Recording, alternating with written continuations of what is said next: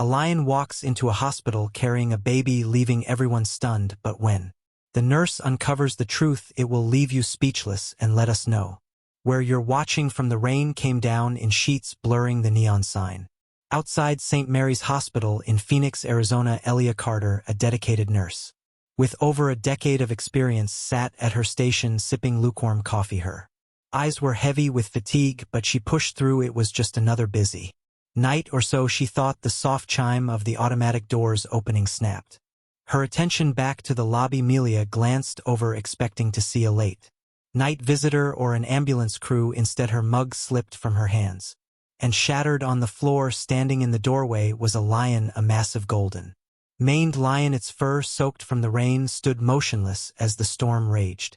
Behind it, time seemed to stop. The bustling hospital fell silent as everyone rose, unable to process what they were seeing. The lion's presence wasn't aggressive, it wasn't roaring or charging, it simply stood there gazing around the room. But what truly caught Amelia's attention wasn't just the sheer impossibility of the scene. In its powerful jaws, the lion carried a small, wrapped bundle. Carefully it stepped forward, its claws clicking softly against the tiled floor, its amber eyes locked with Amelia's, and she felt an unexplainable pull, a connection that transcended fear. Whispers of disbelief swept through the staff as the lion moved closer. Security guards hesitated, unsure whether to intervene. Doctors looked on in stunned silence. Amelia took a step forward, her heart pounding. She couldn't explain why, but something inside her told her to trust the creature. As the lion reached the center of the lobby, it gently lowered the bundle to the floor. With a soft nudge of its nose, it pushed the bundle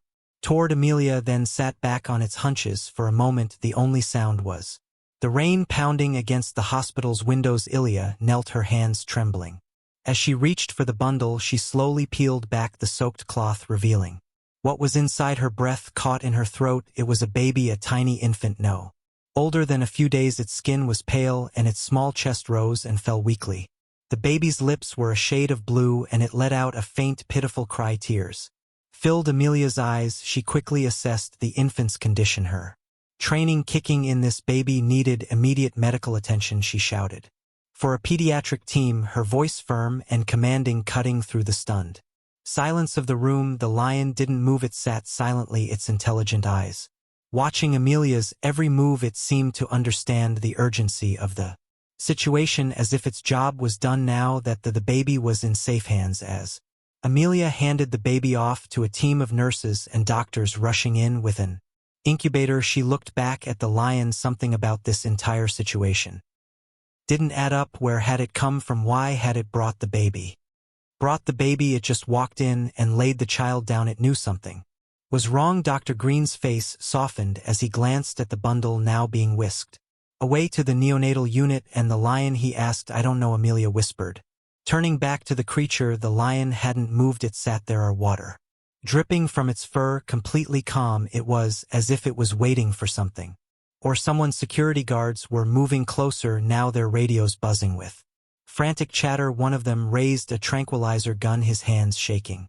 Amelia raised her voice, firm and unyielding. No one touches that lion. It saved a life tonight. We owe it the same care. Dr. Green hesitated but nodded, trusting her instincts. Let's figure this out, he said quietly. But before anyone could act, the lion stood, turned, and began to walk back toward the door. It paused for a moment, glancing over its shoulder as if to say goodbye. Then, just as silently as it had come, it vanished into the rain. Amelia stood there, her heart racing. She had more questions than answers, and the mystery only deepened when one of the nurses hurried over, clutching a small object in her hand. I found this in the baby's blanket, the nurse said, breathless. She handed the item to Amelia. It was a gold locket, slightly tarnished but unmistakably engraved. Amelia opened it with trembling hands. Inside was a photograph, faded but clear. It showed a woman holding a newborn baby, smiling softly. The back of the locket bore an inscription for Anna, protect him no matter the cost. Amelia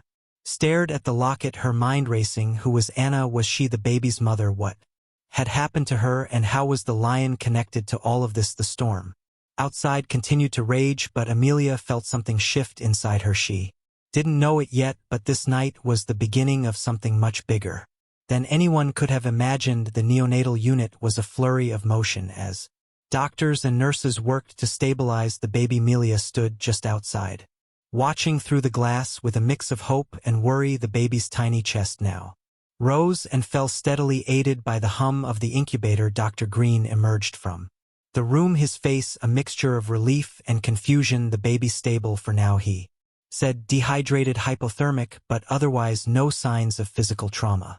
It's a miracle, Amelia. Whoever or whatever brought him here saved his life. Amelia nodded, clutching the locket in her hand. But who is he, Marcus, and what happened to him before he got here? That lion, it didn't just stop. Umble in it knew it, understood. Before Dr. Green could respond, a soft chime echoed over the intercom. Security to the main entrance, the voice announced. We have a situation.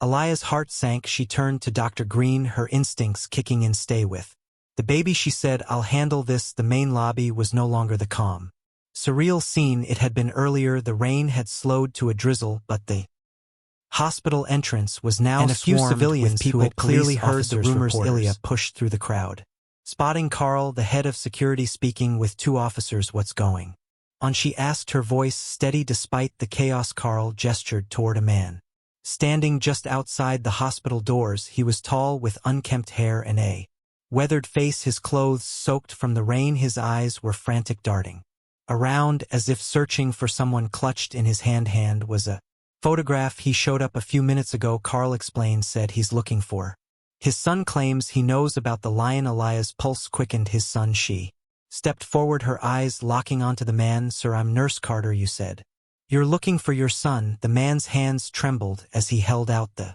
photograph. It was the same woman and baby from the locket, but this time the man was in the photo too. His arm was wrapped protectively around the woman, his face full of pride. My name is David, he said, his voice cracking. My wife Anna, she passed away 3 days ago. Our car went off the road during the storm. I tried to get help, but when I came back the baby was gone. I thought I'd lost him too. Amelia's breath caught in her throat. Your wife's name was Anna? David nodded, his eyes filling with tears. She gave me this, he said, pulling out a matching gold locket. It was hers, she said it was meant to protect him no matter what. Elia's grip tightened around the locket in her own hand. David, your baby is here, he's safe, but there's something else. She hesitated, unsure how to explain the unexplainable. A lion brought him to us. David's expression flickered between disbelief and shock. A lion, she nodded. It walked into the hospital carrying your son in a blanket. It didn't hurt anyone, it just left him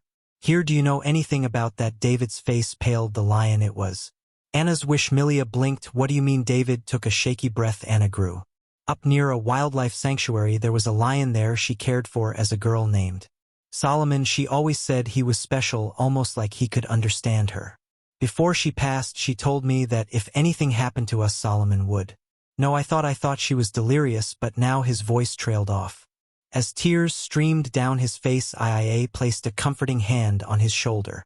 David, your son is alive because of her wish. The lion somehow brought him here.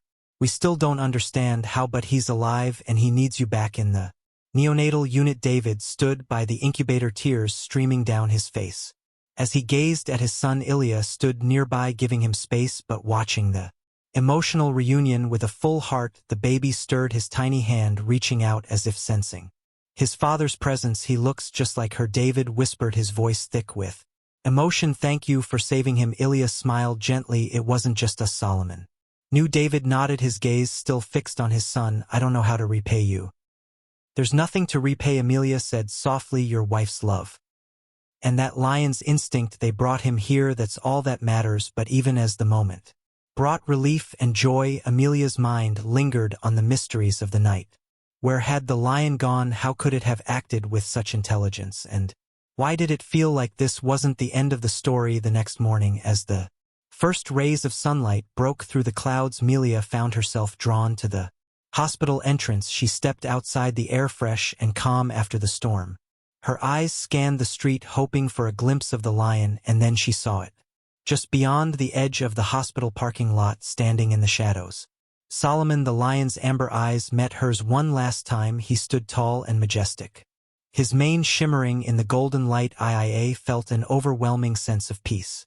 As if the lion was saying goodbye. With a low rumble, Solomon turned and walked away, disappearing into the trees. Amelia stood there for a long time. The morning Air cool against her skin, she clutched the locket in her hand, her heart full of gratitude and wonder. The world was still full of questions, but one thing was certain: sometimes love and loyalty transcend understanding, and on that stormy night a lion had proven it.